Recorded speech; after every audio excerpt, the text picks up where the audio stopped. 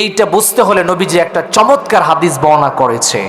একবার হযরত খিজির আলাইহিস সালাতু ওয়াস সালাম এবং নবী মূসা আলাইহিস সালাম সমুদ্রের প্রান্তরে একটা নৌকায় বসা ছিলেন।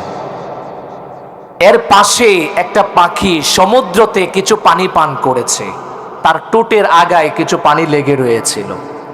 খিজির আলাইহিস সালাম নবী মূসাকে বললেন, ওগো আল্লাহর নবী মূসা, এই যে সমুদ্র থেকে এই পাখিটা পানি পান করেছে, আচ্ছা আর বাকি যে অবশিষ্ট পানি রয়ে গেল আপনি এটা কিভাবে ভাগ করবেন? নবী মূসা বললেন, এটা তো ভাগ করা যাবে না। তখন হযরত খিজির আলাইহিস সালাতু ওয়াস সালাম বললেন, ওগো আল্লাহর নবী মূসা,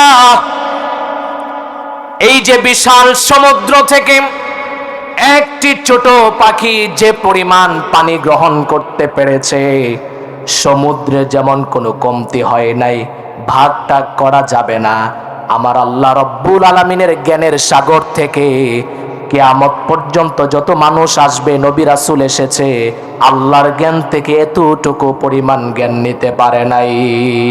সুবহানাল্লাহ। তাহলে আল্লাহর জ্ঞান কত বেশি কল্পনা করা যাবে না, কথা বলেন ঠিক কিনা? এই জ্ঞানের কারণে আল্লাহ তাআলা ফেরেশতাদের থেকে নবী আদমকে, মানুষদেরকে শ্রেষ্ঠত্ব দিয়েছে, বলেন সুবহানাল্লাহ। এই জন্যই তো আমার আল্লাহ রাব্বুল আলামিন বললেন, ও ফেরেশতারা, যেহেতু আদম তোমাদের থেকে বেশি জ্ঞানী, ফাসাজাদু, তোমরা সাজদা করো, তাকে সম্মান দান করো। তাহলে বোঝা গেল ইলমে দ্বীনের কারণে, দ্বীন শিখার কারণে, দ্বীন জানার কারণে দাম বাড়িয়ে দিয়েছেন যিনি, চিৎকার করে বলুন তো দেখি তিনি কে?